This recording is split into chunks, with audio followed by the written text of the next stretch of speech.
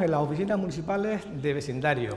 Hoy la ocasión es especial. Queremos compartir con ustedes estos minutos televisivos para acercarnos a las palabras, a la experiencia, al conocimiento, a las opiniones de una persona que ha visitado nuestra isla y que por esa razón, por ese motivo, hemos querido aprovechar también su estancia en el municipio de Santa Lucía y poder compartir con ustedes este programa.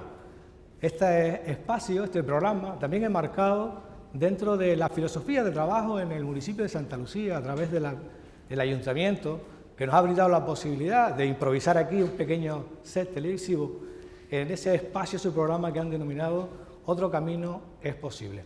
Vamos a presentarles ya, sin más dilación, a nuestros invitados. En primer lugar, quería saludar y dar la bienvenida a Federico Mayor Zaragoza. Profesor, buenas tardes y gracias por estar con nosotros y hacernos fácil la tarea de este programa. No sé si es la primera vez que viene usted a Canarias y a esta isla en concreto.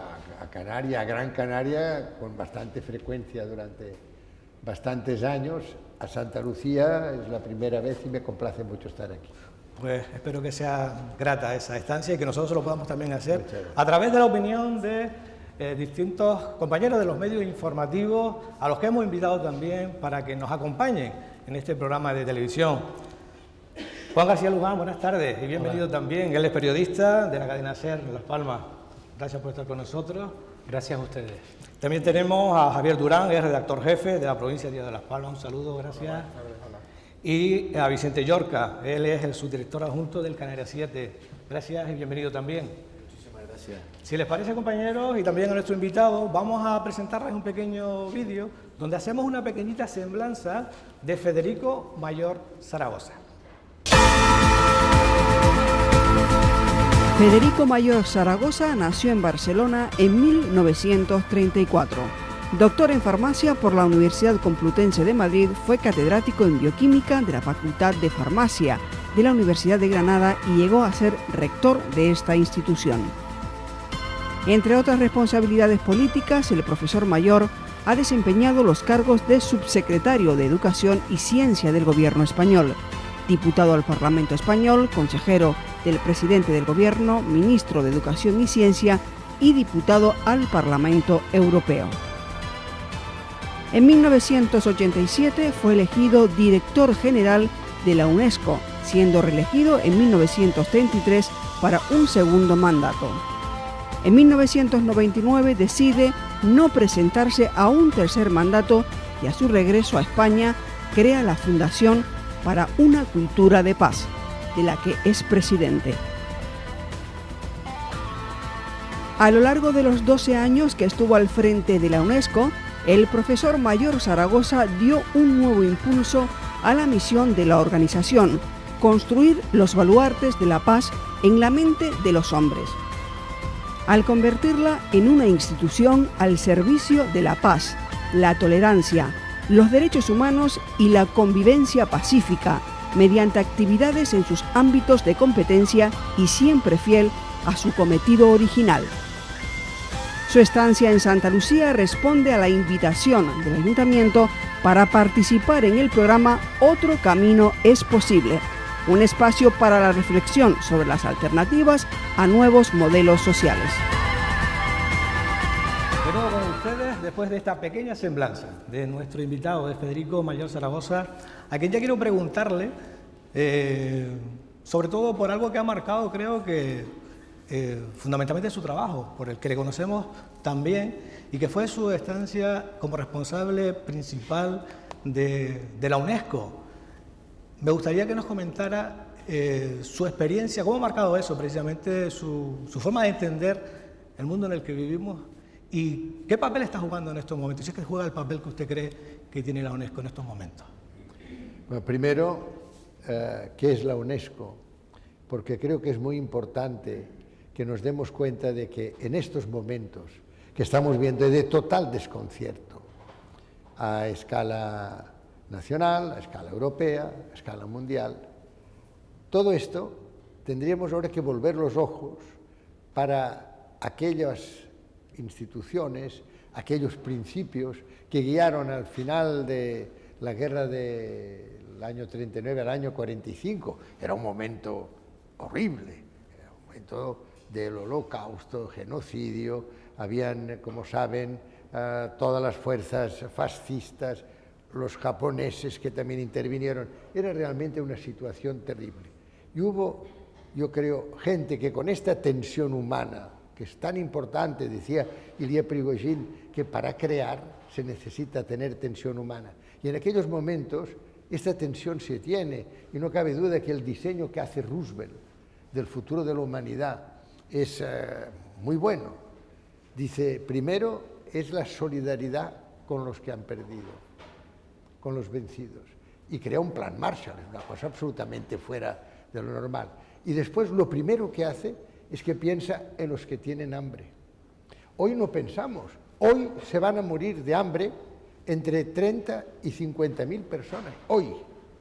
De ellas muchos niños y niñas de 1 a 5 años de edad. Y nosotros no pensamos en esto, pensamos en otras cosas, en la prima de riesgo, no sé qué cosa, y no pensamos en lo importante. Bueno, pues lo primero que hace es que crea la FAO. Y dice, no puede ser que haya gente que llegue a este nivel de precariedad, que sean menesterosos algunos, pero lo que tenemos que hacer es rápidamente hacer un gran plan de desarrollo. Y hay una palabra clave que se llama compartir. Partir con los demás. Esta es la clave del futuro, dicen, y tenemos que procurar que haya este nuevo diseño. Después crea las Naciones Unidas, donde estamos todos los países, todos. Esto es muy importante también, no solo los vencedores, no, todos los países del mundo se van uniendo y van formando las Naciones Unidas. Pues bien, las Naciones Unidas tienen una carta que a mí me gustaría que ahora también la volviéramos a leer, porque empieza diciendo, nosotros los pueblos. Nosotros los pueblos, no nosotros los gobiernos o los estados, nosotros los pueblos. Hemos resuelto evitar a las generaciones venideras el horror de la guerra. Fijémonos que hay, primero, los pueblos, es decir, la democracia. Segundo, hay evitar a las generaciones venideras.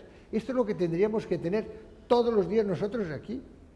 ¿Estamos teniendo en cuenta a los jóvenes, a los niños, a los que no han nacido todavía? ¿Estamos dándonos cuenta de que estamos deteriorando la propia habitabilidad de la Tierra? O sea, muy importante, la responsabilidad intergeneracional. Y después dicen, evitarles el horror de la guerra. Es decir, a partir de ahora vamos a construir la paz. Ya está bien de que siempre hablemos de seguridad. Ahora vamos a hablar precisamente de que la palabra, de que se pueden resolver muchas cosas hablando, de que tiene que haber esta necesaria y fructífera relación entre la gente, entre las religiones, entre las ideologías. Digo todo eso porque la UNESCO no es más que la rama intelectual de este árbol que acabo de describir. Pero es muy importante porque proclama dos cosas. Una, la igual dignidad de todos los seres humanos. Esto es la Constitución de la UNESCO. Todos los seres humanos son iguales en dignidad, sean de un color de piel u otro, sean de un sexo u otro, sean de una sensibilidad sexual u otra, sean de una ideología u otra, de una religión u otra, todos iguales en dignidad. Solo con esto tendríamos ya solucionado la mitad de los problemas que hoy tenemos planteados. Pero después añade, y los países se guiarán por los principios democráticos siguientes. O sea, tiene que haber unos principios que nos guíen, que son la justicia, la libertad, la igualdad y la solidaridad. Y añade, solidaridad intelectual y moral, no solo solidaridad material, que esto es el socorro, sino intelectual y moral. Bueno, pues esto, fíjese, en el momento en que yo tuve la suerte de ser elegido director general de esta organización, yo lo que hice fue intentar poner en práctica estos principios. Y por cierto, se lo comentaba antes brevemente a estos excelentes periodistas que hoy tenemos aquí, el artículo primero es muy importante, porque el artículo primero describe, primero, la UNESCO garantizará la libre circulación de las ideas por la palabra y por la imagen, es decir, la libertad de expresión, y educación la define como contribuir a la formación de seres humanos libres y responsables. Libres y responsables. Esto es educar. Esto que ahora nos informan utilizando las recomendaciones de la por ejemplo, de la OECD, los informes PISA. ¿Pero qué es eso? Los informes PISA. Si la OECD es una gran organización de los países más desarrollados y más ricos de la Tierra, ¿qué tendrá que ver esto con la educación? Los maestros, créanme, los maestros que llevan años explicando, estos son los que nos tienen que decir cómo debe ser una educación para formar a seres humanos libres y responsables. Esto es la UNESCO, esto ha sido lo que a mí durante 12 años me ha encantado poder dirigir y propiciar que haya estos principios que nunca, nunca deberían desaparecer de nuestra mente. Su dote como catedrático y profesor quedan perfectamente de manifiesto con esa explicación y me gustaría que nuestros compañeros también pudieran intervenir. Sí, siguiendo con la UNESCO, que nació con muy buenas intenciones en un mundo muy distinto a este y que, bueno, entre sus fundadores estaba pues Arabia Saudí, Checoslovaquia, países que desde luego no podían predicar precisamente derechos humanos, pero a pesar de eso yo quería preguntarle, con motivo del 65 aniversario de la UNESCO, en un discurso suyo, hablaba que hace falta una gran movilización ciudadana en contra del poder energético, mediático y económico y militar que existe en el mundo, que es necesario esa movilización. Cuando nace la UNESCO había un mundo bipolar, hoy día casi ha sido un mundo monolítico, de pensamiento único, de neoliberalismo. ¿Hemos avanzado realmente a día de hoy, en 2014? Este mundo no estamos en manos, digamos, de unos auténticos suicidas, de la troika, de unos mandamases que llevan al suicidio, al abismo, a la humanidad, queriendo uno ser optimista, pero viendo lo que hay. Pues mire, tiene toda la razón. Lo que sucede es que cuando se crean las Naciones Unidas y por tanto la UNESCO, se pensaba que realmente estos principios se aplicarían a todos. Pero después, inmediatamente además, dijeron no, aquí tiene que haber algunos de los países, tenemos que tener veto. En el momento en que hay unos países, los más poderosos de la Tierra, que tienen veto, se ha acabado estos principios democráticos que figuran en el momento en que te dicen, y ahora lo que tenemos que hacer es para que todo el mundo viva bien en su país. Lo que tenemos que hacer es favorecer el desarrollo. Y se empieza a hablar del desarrollo. Yo en algunos participé. El desarrollo, primero se decía solo económico, y se dice, no, económico y social. Y después se dice, tiene que ser desarrollo integral, tiene que ser endógeno. Es decir, no solo tenemos que dar, sino que tenemos que las personas puedan progresivamente utilizar los recursos naturales que posee su país. Y después viene la señora Gro Harlem Brundtland en los años 80 y ahí dice, y tiene que ser sostenible el desarrollo. Y al final, ya me parece que fue el año 89, el administrador adjunto de UNICEF dice, y tiene que ser humano. El desarrollo tiene que ser humano. O sea, estaba perfectamente establecido cómo tenía que ser el desarrollo. Y a medida que se iba estableciendo, los países más poderosos de la Tierra iban retirando sus ayudas. Y esto es lo que tenemos que tener en cuenta. Cuando se habla del fracaso de las Naciones Unidas, es porque las han desunido los países precisamente que deberían, de acuerdo sobre todo con la creación de las Naciones Unidas, que deberían haber favorecido el que realizaran esta misión. Y claro, no podemos comparar en principio a un Estado como Estados Unidos, que es un Estado democrático, y no lo podemos comparar con otros que lo son menos. Pero, ¿qué pasa con los tres señores de las Azores? Estos tres señores representaban a países democráticos, eran democráticos en el momento en que tomaran una de las decisiones que, a mi modo de ver desde un punto de vista penal, por el resultado que ha tenido, las muertes que ha producido, los mutilados que hoy todavía viven, los desplazados. ¿Qué es esto? Pues esto se llama el poder de los poderosos, que no es democrático. En los Estados Unidos no hay que olvidar que hay un partido demócrata, pero hay un partido republicano que no se ha especializado precisamente en atender al resto de la gente, en atender al medio ambiente, en mirar si este país utiliza procedimientos democráticos. No hay que olvidar que este partido fue el que impidió a los Estados Unidos formar parte de la Sociedad de Naciones que ellos mismos habían creado al final de la Primera Guerra Mundial. No hay que olvidar que estos son los que crean este sistema, el actual, el que ahora estamos, yo creo, ya viviendo los últimos estertores, pero son ellos los que dicen, fuera las Naciones Unidas, así, fuera las Naciones Unidas, y crean, en lugar de las Naciones Unidas, el G6, el G7, el G8. Pero ¿cómo pueden pretender que 8 países aseguren la gobernanza del conjunto de la humanidad que somos 196 países? ¿Cómo puede pretenderse esta barbaridad? Pero no solo dicen eso, dicen, y a partir de ahora, todo eso por lo que tanto habéis luchado, la justicia social, la libertad, la igualdad, todo eso ahora fuera. Ahora las leyes del mercado. Y esto es lo que da pie a lo que ha comentado del gran dominio que yo llamo. El gran dominio es un grupo muy pequeño, de grandes consorcios y corporaciones que tienen el poder militar, el poder energético, el poder financiero y el poder mediático. No hay que olvidar que los medios de comunicación en el mundo tienen a 3, no voy a mencionar más, pero tiene a 3 representantes muy conocidos que aseguran como mínimo el 62% de todos los medios de comunicación. Digo todo eso para que comprendamos que hay veces que llamamos democracia a lo que no lo son y llamamos que no lo son a los que realmente tienen a mucha gente muy democrática. Y yo creo sinceramente que ha llegado el momento de decir basta. Hoy ya los ciudadanos pueden expresarse, pueden manifestarse, es muy fácil. Hoy los ciudadanos, los jóvenes, conocen el mundo, nosotros no lo conocíamos.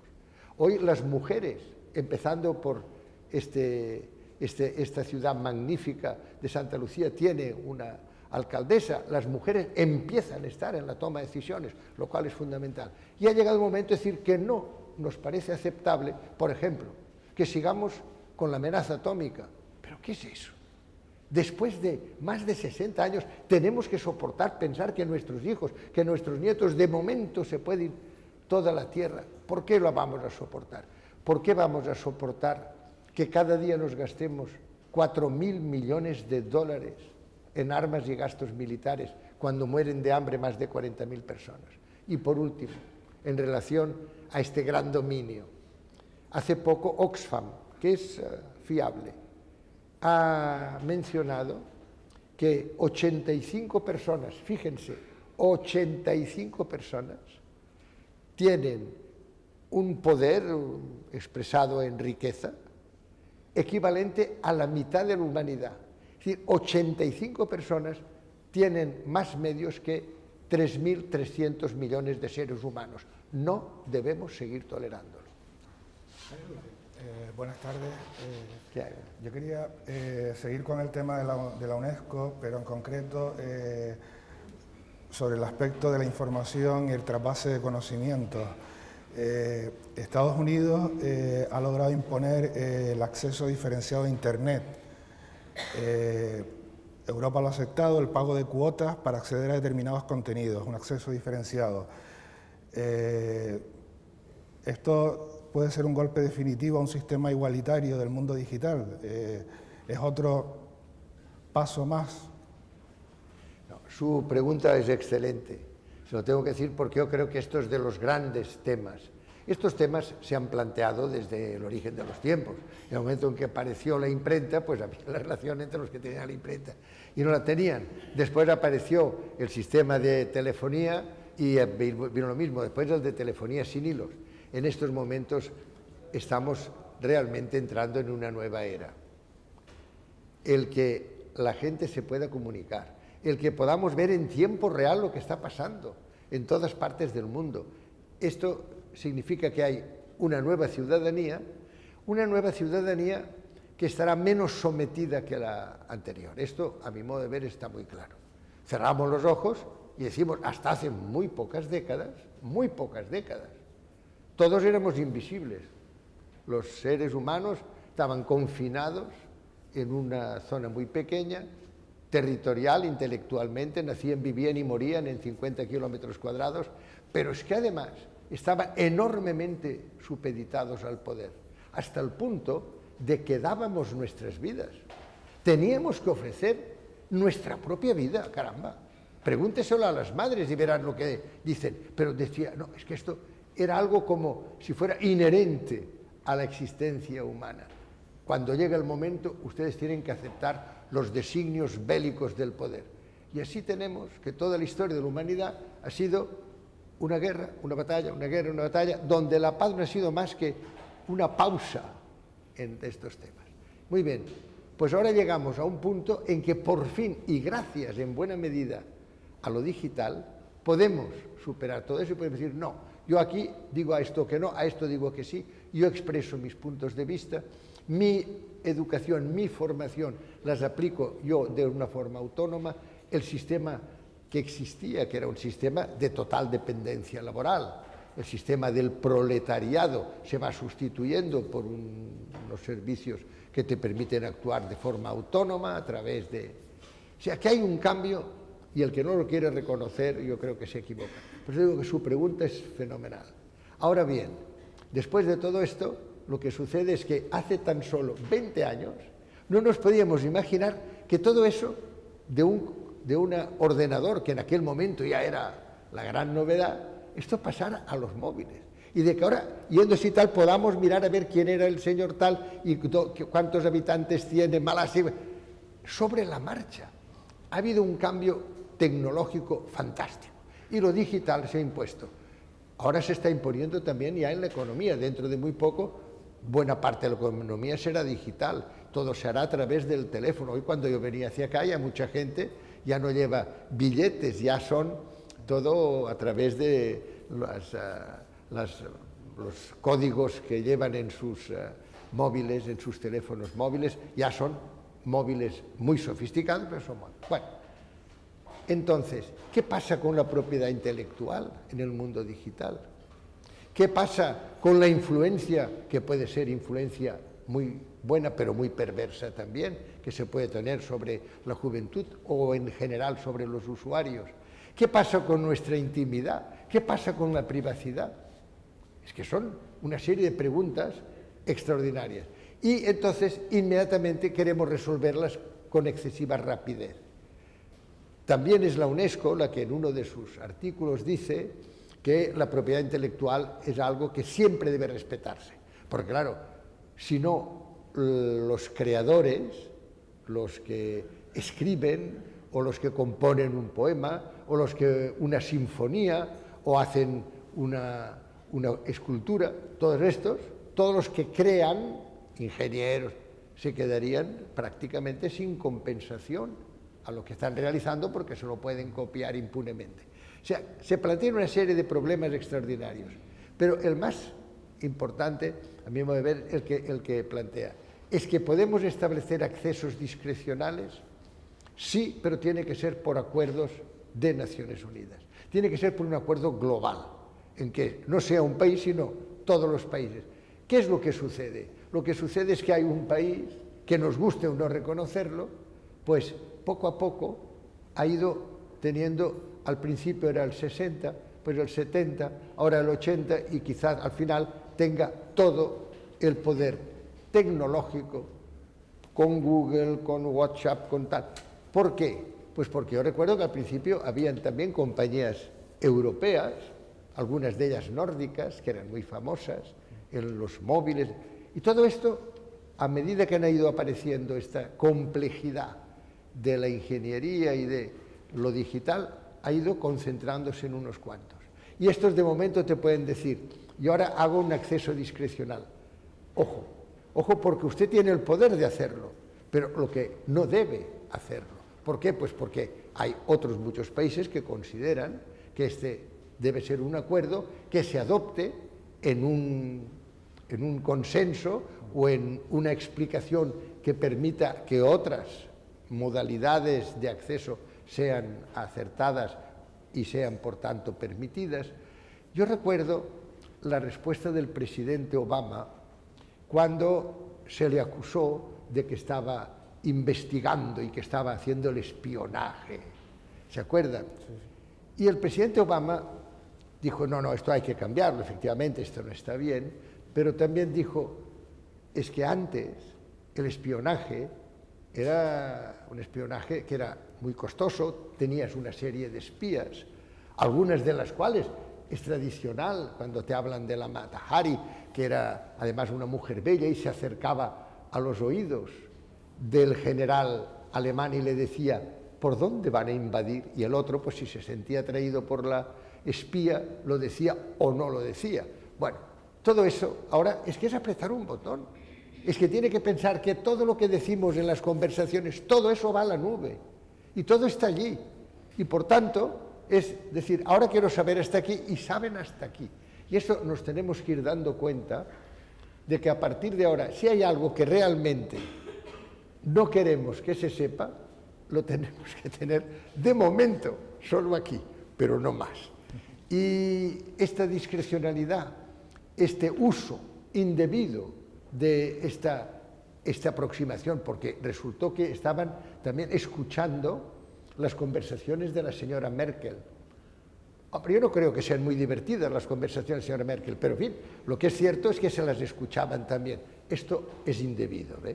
Pero es indebido, pero se hace, ¿por qué? Pues porque todo lo que pasa hoy por los circuitos digitales se almacena y es un almacén, como ustedes saben, infinito, porque no ocupa, miren lo que pone un pendrive.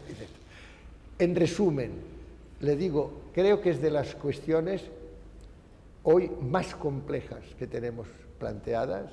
Creo que se resolverá exclusivamente si hay lo que yo creo que debe volver a existir pronto, que es esto, un gran Parlamento mundial, una Asamblea General que no sea una asamblea solo de estados. Fíjese que si la carta empieza diciendo, la Carta de las Naciones Unidas, empieza diciendo nosotros los pueblos y después solo van estados, y además, como antes comentaba, estados, algunos de los cuales mejor no decirlo.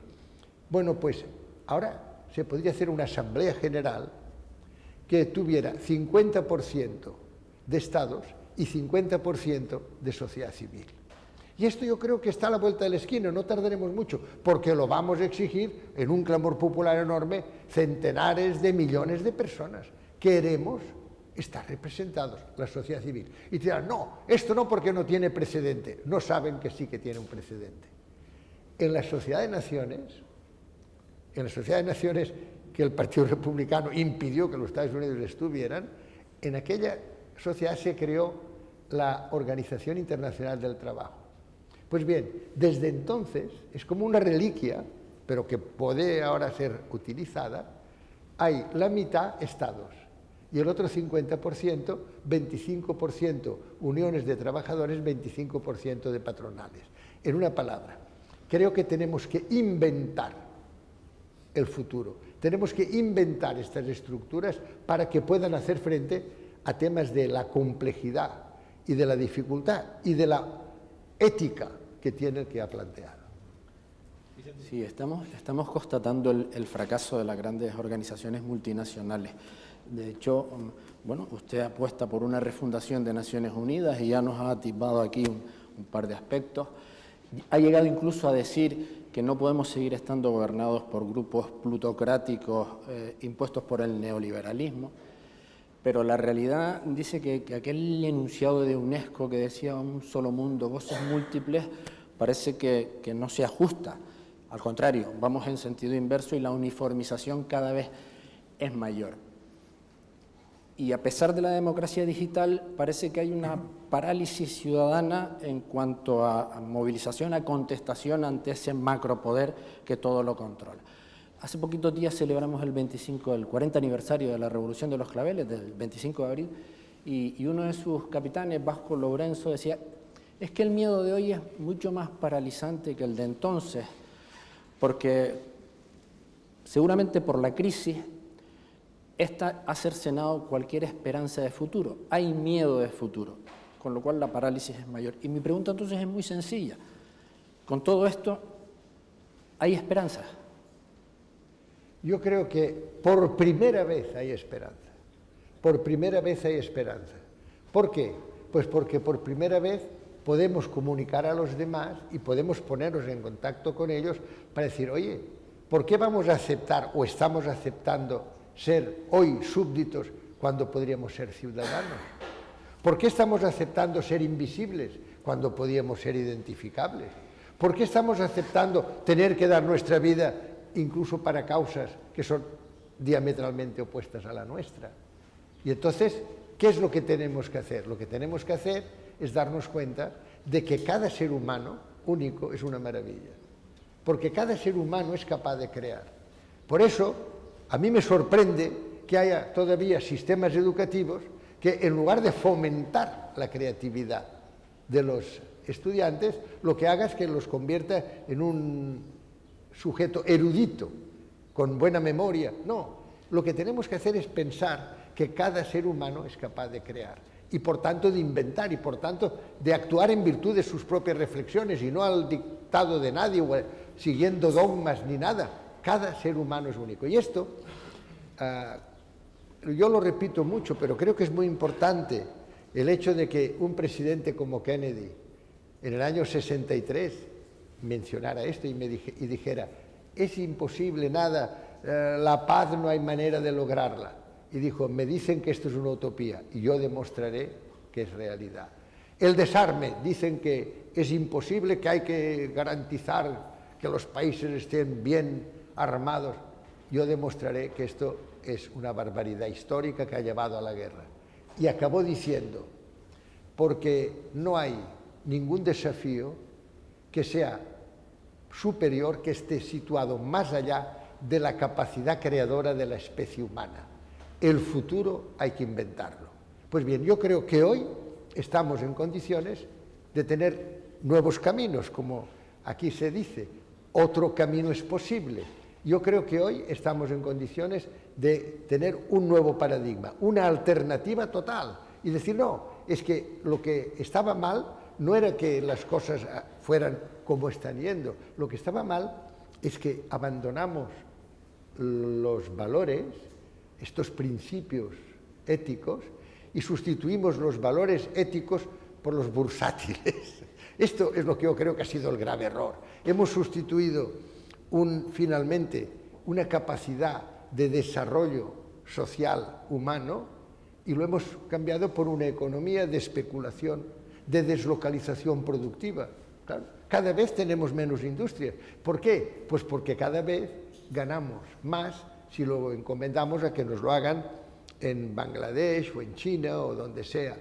Entonces, esta economía de especulación, deslocalización productiva, de guerra, porque 4.000 millones de dólares al día, y esto que Obama, hay que agradecérselo también, ha bajado ya un tercio.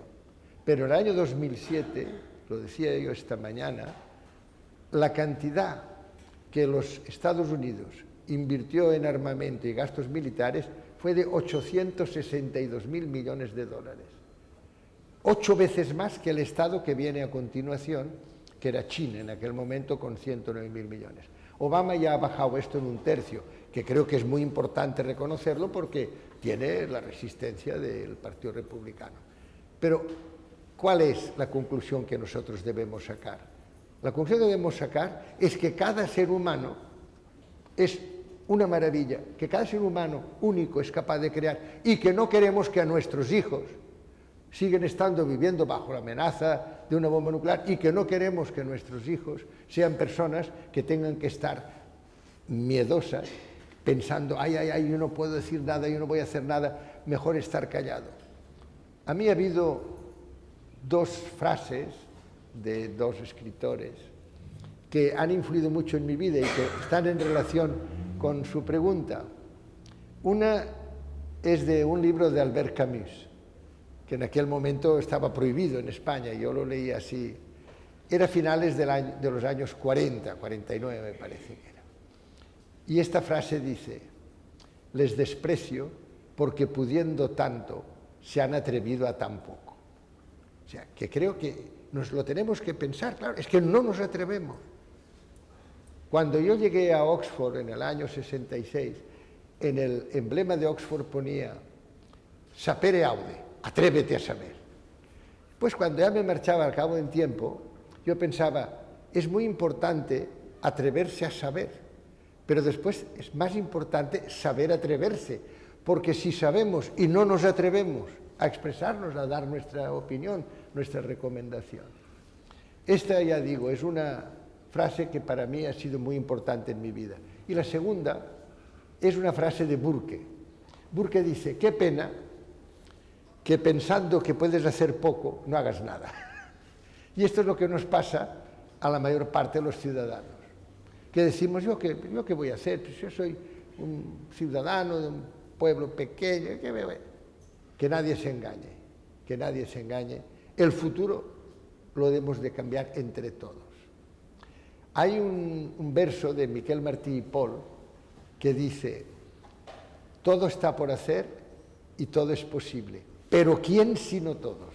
O sea, todos tenemos todos los días que plantar una semilla, que procurar hacer un gesto de amor, un gesto de solidaridad. ¿Por qué? Pues porque este gesto, primero, si hay semilla puede haber fruto, si no hay semilla no puede haber fruto. Segundo, este gesto puede tener una ampliación formidable. Y lo conté hace poco en un programa precisamente de televisión, en donde decía cuánto me impresionó cuando vi a un ciudadano negro jurar el cargo de presidente de los Estados Unidos. Pensé, yo he visto el Ku Klux Klan, yo he visto en un restaurante de Alabama no blacks, no dogs, no negros, no perros. ¿Cómo puede ser que ahora se produzca el milagro de que haya un negro siendo presidente de los Estados Unidos?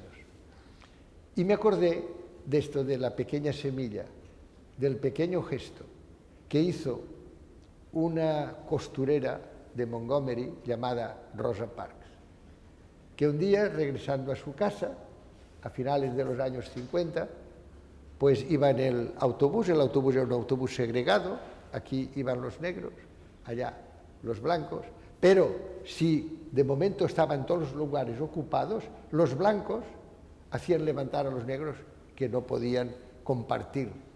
¿Y qué hizo Rosa Parks? Pues que no se levantó. ¿Y qué pasó? Pues pasó que en lugar de llegar a su casa, llegó a la comisaría. ¿Y qué pasó después? Que como había puesto una semilla, hubo un pastor muy conocido, que se llama Martin Luther King, que fue conocido porque aplicó lo que había manifestado Rosa Parks, y dijo, se ha acabado. Ahora ningún negro va a subirse en los autobuses segregados. Y como siempre, con la razón económica es muy importante, al cabo de un tiempo ya dejaron que subieran todo el mundo en los autobuses, pero es que además Martin Luther King hizo la marcha famosa en el Mall de Washington, donde dijo, tengo un sueño. Bueno, pues es para decir esto. Creo que es muy importante que tengamos en cuenta que al final, en una democracia genuina, y el mundo yo creo que debe encaminarse rápidamente hacia el clamor popular, hacia la expresión popular, hacia la democracia genuina, en muy pocos años, yo estoy seguro que habrá muchos que se darán cuenta de que pueden hacer gestos para cumplir esto de ¿quién sino todos? Estaremos todos.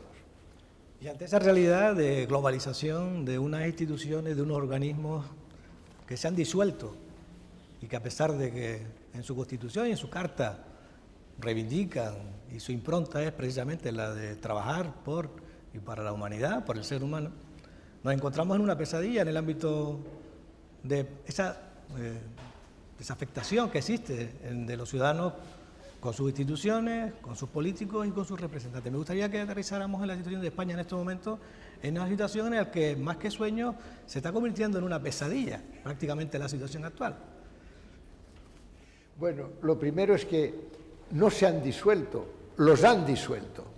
O sea, igual que han disuelto a las Naciones Unidas, porque ha habido unos cuantos, los más poderosos, que han dicho que no les interesaba y han creado el G6, el G7 y el G8, no hay que olvidar que el Partido Republicano no ha firmado los derechos de los jóvenes y de los niños, los derechos de la infancia.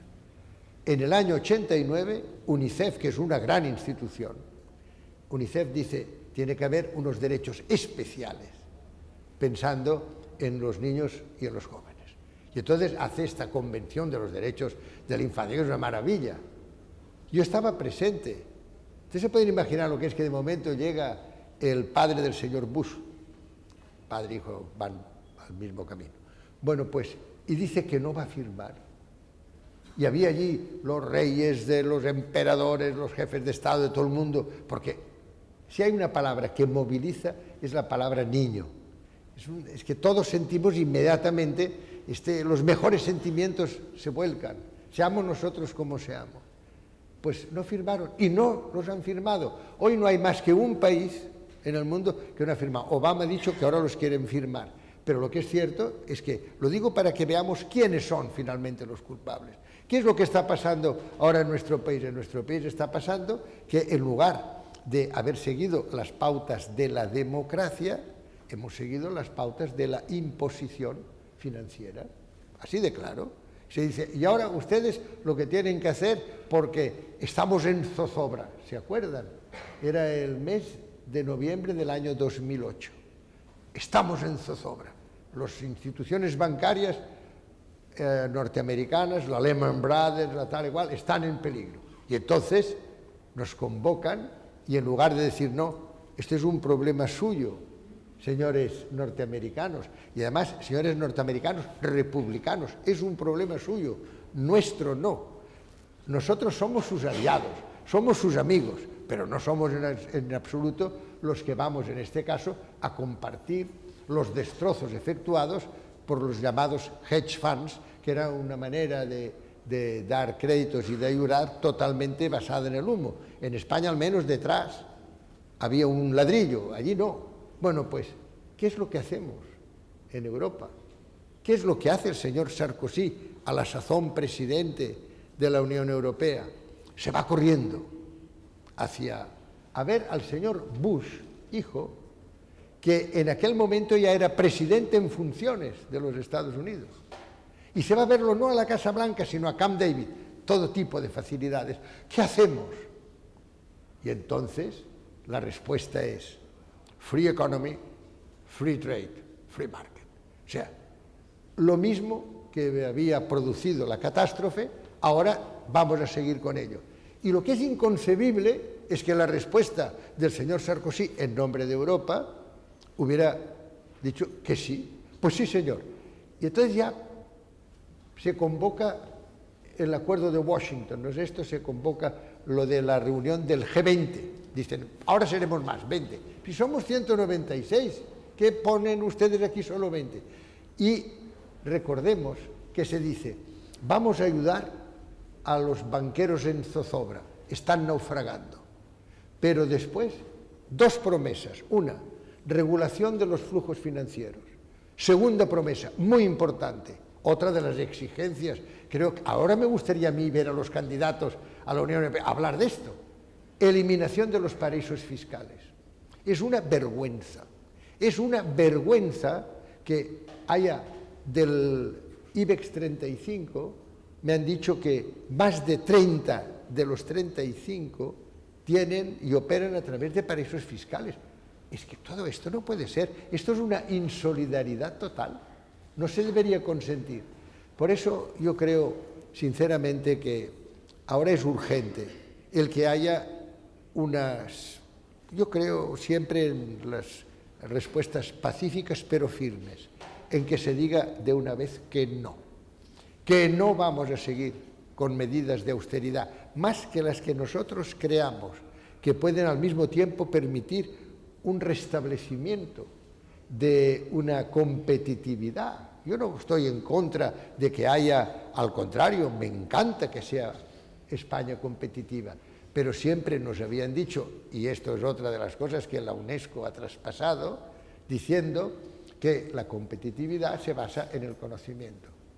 Knowledge-based economy, economía basada en el conocimiento.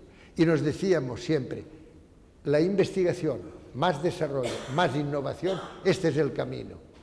Yo tengo que reconocer que cuando vi que se creaba el Ministerio de Economía y Competitividad, dije, perfecto, porque ahora ya tenemos la competitividad como base de la economía. Y sin embargo, lo primero que se hizo fue recortar en I+D+I, es decir, en innovación, en capacidad investigadora. Y ahora cuando se habla de competitividad, se basa en que empezamos a ser los más baratos productores de toda Europa. Esto es muy peligroso. O sea que yo creo, sinceramente, que esto no es que haya sucedido así, es que han hecho que suceda de esta manera. Se ha restablecido el sistema norteamericano financiero y hay que reconocer también, porque para eso están augustos periodistas y que nos dicen, ojo, que esto ya lo dijeron. El señor Obama hace 4 años dijo, la austeridad por sí sola no arregla nunca el crecimiento ponderado y vigilado y regulado, y lo que hay que hacer es crear incentivos. Y tenía un excelente presidente de la Reserva Federal, Bernanke, y le dio la instrucción 300.000 millones de dólares para incentivos para el trabajo, no dijo para el empleo. Es otra de las cosas que ahora encuentro que tenemos que empezar también a saber diferenciar. Para el trabajo y para que no haya, dijo, ningún científico, ningún investigador, ningún joven norteamericano que tenga que salir si no lo desea. Si quiere salir, libertad total, pero que no se vea forzado a abandonar este país. Esto lo dijo hace 4 años. Norteamérica está saliendo de la situación y nosotros seguimos aquí, obedientes ¿a quién? Porque yo lo que me pregunto es, ¿a quién estamos en estos momentos obedeciendo? América Latina ya se ha salido del sistema, la India también. ¿A quién estamos ahora obedeciendo? Pues parece que obedecemos ya solo a los que son más radicales en este sistema que en España ha tenido, yo creo, una incidencia muy negativa. En estos momentos hay mucha gente que lo está pasando muy mal y yo creo que es necesaria que haya esta movilización popular, movilización como la de los claveles, que es una preciosidad. Pensar que de momento en los fusiles de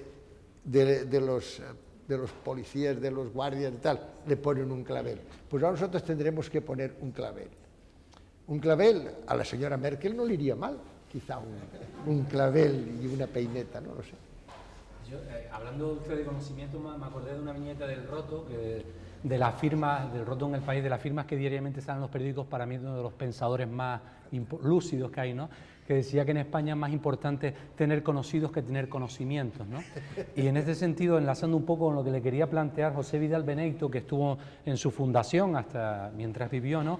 En uno de sus últimos libros, La corrupción de la democracia, decía, no es que haya individuos corrompidos, es que está corrompida la república. Claro, no había pasado lo que ha pasado en España, porque igual hubiera dicho está corrompida la monarquía, evidentemente, pero se refería al Estado y a la sociedad.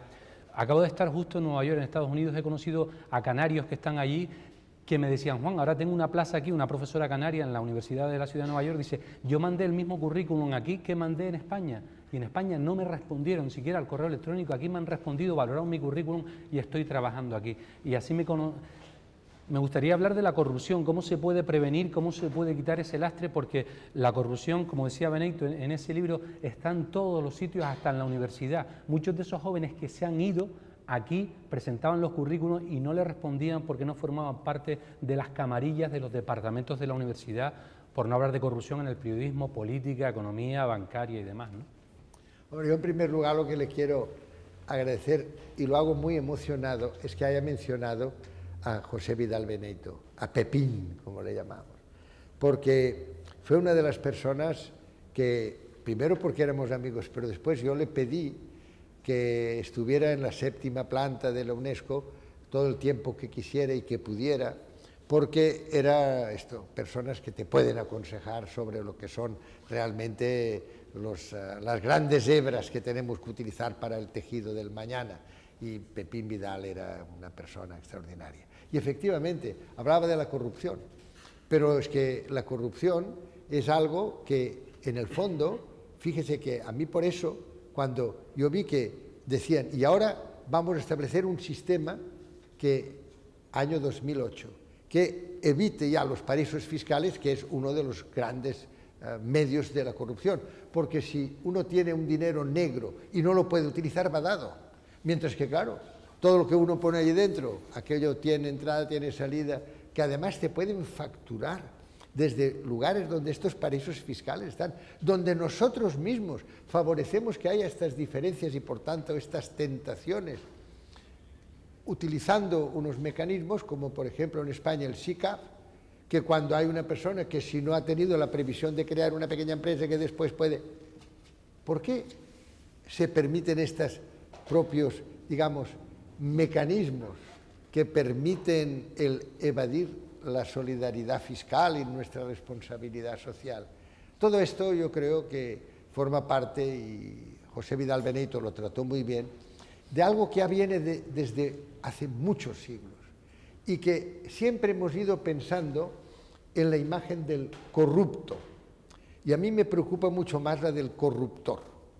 El corrupto, desde luego, debe ser alguien al que tenemos que decir que no, pero también hay que comprender que hay veces que sus circunstancias, que su condición de vida, pues dice, hombre, pues si ahora a mí me ofrecen esto, pero yo nunca olvidaré un viaje que hacía desde París, cuando estaba en la UNESCO, desde París a Nigeria, y me tocó al lado un caballero que al cabo de un rato me empezó a hablar con un desprecio total por los líderes negros con los que él trataba. Yo al cabo de un rato le dije, mire usted, yo conocía a algunos de estos líderes y es probable que algunos de ellos quizá estén corruptos, pero yo lo que no quiero es nunca más viajar con usted a su lado, porque por lo que usted me acaba de decir, lo que es perverso es usted. Hombre, perdóneme, usted me ha dicho toda una serie de cosas de estos señores horribles, pero lo que no me ha confesado es que usted es el que provoca estos comportamientos, dando toda una serie de ventajas de todo tipo, no solo ventajas de tipo económico. O sea, esto que has dicho, lo de los conocidos, es buenísimo, ¿no? Una vez más, el roto es que es formidable. Es que es verdad, es que es este tráfico de influencias, es este decirte, no, tú me mandas a mí tanto, hacemos una simulación de que ha habido una serie de transferencias, no solo de productos, sino a veces también de conocimiento, de patentes. Hay tráfico de patentes, hay tráfico de armas, hay tráfico de droga, hay tráfico en estos momentos de personas, hay tráfico de órganos de personas, caramba, es que es tremendo. ¿Cómo se puede solucionar? Es decir, ¿cómo podemos decir, no, esta ya es una corrupción abyecta? Porque incluso podemos decir, bueno, pues mira, esta corrupción de este señor que se ha hecho rico y tal, porque le han recalificado un terreno, mal hecho, muy mal hecho, pero al menos, digamos, no ha hecho así daño directo a nadie, pero vamos, llegar a lo que se está llegando en todo esto, ¿y cuál puede ser la solución? La solución es la justicia. Y la justicia, y aquí sí que yo también soy absolutamente claro en esto, la justicia no puede tener unos jueces que, porque son progresistas, votan de una manera. Yo comprendo que haya una interpretación de la ley. Lo que no comprendo es que pueda haber una persona, porque es de un partido o de una ideología determinada, haga un tipo de veredicto en relación a otra. La justicia es realmente lo que siempre se ha puesto al lado del poder como posible corrección de la corrupción, y que la balanza de la justicia sea igual, se ha puesto siempre al lado del poder. Fíjense que cuando se crean las Naciones Unidas se crea la Corte Internacional de Justicia. Cuando se crea la Sociedad de Naciones se crea el Tribunal Internacional. O sea, eso tiene que ir junto. Bueno, pues hoy la impunidad es total. Es que la impunidad hoy es total. Los que trafican con droga, los grandes consorcios multinacionales que hacen lo que les da la gana. Todo eso, ¿por qué? Yo ahora soy presidente de la Comisión Mundial contra la Pena de Muerte. Lo que más me ha horrorizado es que últimamente tenemos tráfico de órganos de condenados a muerte, ejecutados, que después les han hecho antes los análisis. ¡Hombre, por favor! Pero ¿cómo se puede tolerar todo eso? Pero claro, nos han ido progresivamente quitando el acceso a estas instancias de corrupción máxima. Tiene que venir a mí me gusta hablar de una refundación de las Naciones Unidas, para que todo esto pueda ponerse en su lugar. Hace unos meses un relator de la Unión Europea, un inspector, hizo una visita a España a raíz de unas denuncias de familias con víctimas en la guerra civil, y se quedó estupefacto que en este país todavía existiese un monumento como el Valle de los Caídos, y que allí estuviese Franco, un dictador, José Antonio Primo de Rivera, etc. Y además también se quedó estupefacto de que familias estuviesen todavía limoneando, pidiendo dinero para poder sacar a sus descendientes de los enterramientos que se habían hecho, ¿no? Durante el periodo de la Guerra Civil o el periodo de la Guerra Civil. Entonces, mi pregunta en concreto ¿es posible que este asunto de la memoria histórica en España se supere, se llegue a un pacto y se atiendan estas necesidades de estas víctimas? ¿Es posible? Mire, yo de los pactos entre los dos grandes partidos en España, la verdad es que yo vi, por ejemplo, con qué capacidad de profundidad, manejo un gran ministro de Educación que hemos tenido, que es Ángel Gabilondo, pues procuró llegar a un pacto sobre las cuestiones fundamentales. No hubo nada que hacer. Yo por eso creo que esto es tan grave, después de tantos años, que sigan diciendo que de esta manera, ojo, porque podríamos abrir heridas. No, hombre, no. Si lo que tenemos que hacer es cerrar las heridas. Abiertas siguen abiertas, claro, porque no nos han dejado ustedes a una parte saber lo que pasó. Pero si no hay el menor interés, no hay la menor capacidad, si se quiere, de venganza, ¿no? Si han pasado tantos años, los que protestan y los que siguen clamando ahora ya son nietos o quizá bisnietos. ¡Qué barbaridad! No haber permitido que tengamos acceso a conocer lo que pasó, y si no hay datos escritos o no hay datos, entonces que podamos hacer la exhumación de los cadáveres. Es que no han dejado nada. ¿Por qué? Pues porque se ha pensado esto, se ha pensado, no, esto mejor, no, las cosas estas mejor no tocarlas, o mejor no tocarlas, especialmente cuando unos han tenido un montón de años, 35 años, para hacer lo que necesitaban y para saber de qué se trataba, porque en una guerra, no en una posguerra que solo fue de un lado, pero en una guerra puede haber también actos de los dos bandos que sean licenciosos. Muy bien, pues ellos han tenido tiempo, que no nos lo hayan dado. Esto es, créanme, que es algo que es incomprensible. Yo he estado en algunos procesos de paz y, por ejemplo, en comisiones de la verdad. No pasa nada. Se dice, pues mira, esto ha sido de esta manera, fue de esta otra, y todo se asume pensando que es algo que se ha superado. Que se ha superado, y ya está. Y desde luego los que tienen delito de sangre saben que no pueden tener ya más que lo que les espera, que es la cárcel, pero los demás pues pueden tener una vida. Hoy ya lo vemos, hoy en El Salvador, en el gobierno están los que antes formaban parte de los insurgentes. O sea, en una palabra, la Comisión de la verdad es lo único que al final arregla las cosas y permite la convivencia pacífica y la convivencia armónica. No se trata de decir, yo te perdono, no. Se trata de tener esta inteligencia colectiva de decir, aquello ya pasó, fue horrible, es para muchos de nosotros hoy todavía no saber dónde están enterrados las personas que eran familiares o personas vinculadas a nosotros. Esto es terrible, pero ya no hay la menor capacidad de reacción o de venganza. Pero es que aquí vamos a más. Hace poco ha habido un programa en la televisión de Jordi Évole que trataba precisamente de lo que pasó en España el 23F.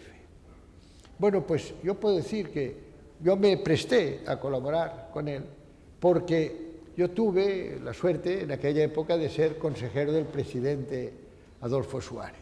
Y me parece muy bien que se diga, ojo, que esto no fue así, como nos han dicho, y que tendríamos que tener hoy acceso, por ejemplo, a los archivos del juicio de Milán del Bosch o de Armada? ¿Por qué nos siguen impidiendo el acceso a estos archivos? ¿Quién gana con esto? Es que realmente no tengo respuesta, es la pregunta, porque es que no puedo entender cuando la paz se basa precisamente en el conocimiento de la realidad y en la aceptación de la realidad. Y que la gente dice, bueno, ahora, a partir de ahora, ya vamos a ser amigos. Les voy a decir algo que me impresionó mucho. En un momento determinado, el que fue un gran secretario general de Naciones Unidas, don Javier Pérez de Cuéllar, me pidió que presidiera el reinicio de unas conversaciones de paz en Guatemala.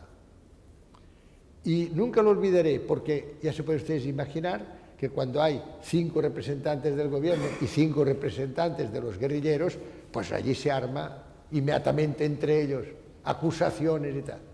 Yo recuerdo que les dije, miren, yo he venido aquí en nombre del secretario general de las Naciones Unidas. Si quieren ustedes hablar de sus hijos, me quedo. Si quieren ustedes hablar de ustedes, ninguno de ustedes me interesa nada. Si quieren ustedes, me lo dicen. Hago una pausa de 20 minutos.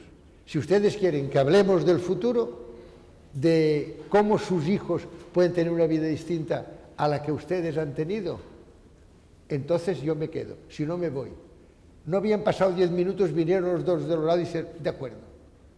Lo que interesa a la gente es el futuro. Lo que interesa es el mañana. Lo que interesa es que haya otros caminos posibles y no que nos tengamos siempre que supeditar al pasado y a esta inercia de unas soluciones que quizá en un momento determinado fueron válidas y ahora ya no lo son. Entramos ya en casi los últimos minutos que tenemos para el programa, pero me gustaría dar la posibilidad a Vicentillo que haga una pregunta. Eso que se ha dado en llamar el austericidio está en todos los rincones de nuestras vidas y nos acompaña allá donde vamos, ¿no? Hace unos días Emanuel Rivas escribió un artículo que me pareció muy lúcido en El País, donde decía, después del despilfarro, eso que nos han dicho y hasta nos han llegado a convencer de que vivíamos por encima de nuestras posibilidades, lo que ha llegado resulta que no es un buen gobierno, sino un derroche de desigualdad y una marea impúdica de injusticia, ¿no? La pregunta, muy concretita, ¿usted cree que puede convivir el mercado con la justicia social, el omnipresente mercado con la justicia social? No, no pueden. Todo lo que es poder absoluto la palabra absoluto es absolutamente la contraria de democracia. Yo creo en la democracia, yo creo en que haya incluso grandes consorcios, pero todos ellos regulados en virtud de unas pautas, en este caso de derecho internacional, que es que han dejado de existir. Antes les hablaba de la impunidad de las mafias, de los tráficos de todo tipo. Nada, aquí no hay nadie que pueda hacerse con ello. ¿Por qué no hablamos del mar? Estamos en Canarias. Hay una ley del mar. Esta ley del mar pues tampoco se aplica. ¿Por qué? Pues lo mismo, porque estos consorcios van a aplicar. Estos señores, para ganar un poco más, lo que hacen es que lavan los barcos de transporte de petróleo en medio del océano, con lo cual destruyen al fitoplancton, con lo cual hacen que la recaptura del anhídrido carbónico se entorpezca. ¿Quién puede con ellos? Nadie. ¿Por qué? Pues porque en estos momentos no hay una justicia a escala internacional. Y para que la haya, tenemos todos, yo creo, que procurar que haya una refundación del sistema, porque entonces sí, aunque haya grandes empresas, yo no me opongo a esto, pero estas empresas tienen que cumplir como las demás y se tienen que eliminar los paraísos fiscales y tienen que estar reguladas y el que más gana es el que más tiene que pagar. Lo digo con toda sinceridad, tal como estamos ahora con el austericidio. He leído hoy o ayer, no me acuerdo, los sueldos de los directivos de las grandes compañías españolas. Y le digo con toda sinceridad, creo que es otra de las cosas que son inaceptables. Ya sé que tienen muchas responsabilidades, pero también piensen que es que hay gente que no tiene nada. Es que esto es todavía lo peor. Yo me imaginaba, por ejemplo, que habría un recorte, porque era necesario, en algunos aspectos. No tenía que ser ni en sanidad, ni en justicia, ni en ciencia, ni en educación. Pero aparte de eso, bueno, pues que nos apretamos un poco el cinturón. Pero es que apretarse el cinturón es cuando hay un recorte, pero cuando hay un recorte de cuajo, entonces es que se queda uno sin nada. Hay gente hoy que está sin nada. Hay familias que tienen a todos sus miembros en estos momentos sin ninguna percepción, ni empleo alguno. O sea, es tremendo. Por tanto, mi respuesta es absolutamente... yo creo que aquí hay que ser un poco fuerte, hay que ser un poco vehemente, y hay que decir que nadie se engañe. No se trata de que a unos grandes consorcios les dejemos seguir o les digamos, y ahora os vamos a vigilar. No, se trata de que haya un sistema internacional muy diligente, muy eficaz, muy rápido, que ponga a cada uno en su lugar. Decía usted de uno de los grandes literatos, periodista, escritor, que recientemente además ha fallecido, de Gabriel García Márquez, que le habían ayudado a saber mirar. También ha escrito usted varios poemarios. Me gustaría preguntarle por último si es posible mirar de una forma distinta hacia un futuro también distinto, en el marco de algo que también a usted, me consta, le gusta mucho, a lo que le gusta poner énfasis, ¿no? Que es al tema de la naturaleza, de la cualidad, de la sostenibilidad, de todo eso que tenemos como asignatura también en estos momentos. Gabriel García Márquez, desde luego, era un personaje fantástico, una persona que me ayudó mucho precisamente para la puesta en marcha de unas cumbres que llamamos del pensamiento en América Latina. Y América Latina, hoy yo creo que es de los lugares donde vienen más nuevas ideas y se abren más nuevos caminos, porque son gente que tienen esta capacidad creadora.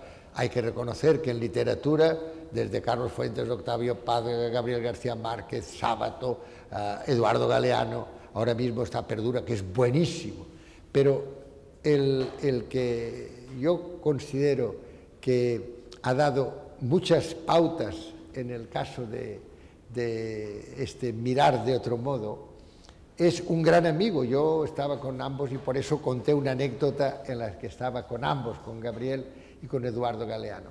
Eduardo Galeano cuenta que hay una excursión de niños y niñas, se van en su autobús, llegan a Punta del Este y ven por primera vez el mar. Eran niños que nunca habían visto el mar. Y al bajar hay una niña que se queda, tira de la falda de la maestra y le dice: maestra, ayúdeme a mirar. Encuentro que es fantástico, porque ¿qué es lo que tienen que hacer los maestros, los padres, las madres? Ayudar a mirar a sus hijos. Y que no miren siempre de la misma manera o que no miren siempre de una forma que sea sesgada. No, ayúdeme a mirar, maestra, ayúdeme a mirar. Yo creo que hoy necesitamos a muchos escritores, a muchos periodistas, que nos ayuden a mirar, porque aquí se ha hecho referencia a un artículo de un periodista. Y esto nos da idea de la importancia que puede tener que alguien en un momento determinado reciba un impulso de este, una luz en su camino de esta manera. Si nosotros somos capaces de, a unos horizontes tan sombríos, darles ahora un poco de luz y de esperanza, diciéndoles que sí que es posible, pero que lo tenemos que inventar. Tenemos que ir hacia estos nuevos paradigmas, que hoy, por cierto, hay la Academia Mundial de las Ciencias y de las Artes, tiene a un secretario general y un presidente, Gary Jacobs y Ivo Slaus, que están promocionando, yo me he unido inmediatamente, un nuevo paradigma. Mirar de otra manera, ver las cosas de otra manera. Agradecerle que haya estado con nosotros, dándonos la posibilidad de mirar de otra manera, igual que también a los compañeros periodistas que han tenido la gentileza también de compartir este ratito de televisión. Otro camino es posible, por lo menos lo ponemos como asignatura para seguir reflexionando acerca de todas estas cuestiones que hoy nos ha podido ofrecer de primera mano, profesor. Así que gracias y de nuevo esperamos volver a verle, no solo en Canarias, en Gran Canaria, sino también en el municipio de Santa Lucía. Muchas gracias, muy amables a todos y muchas gracias a todos los asistentes. Muchas gracias.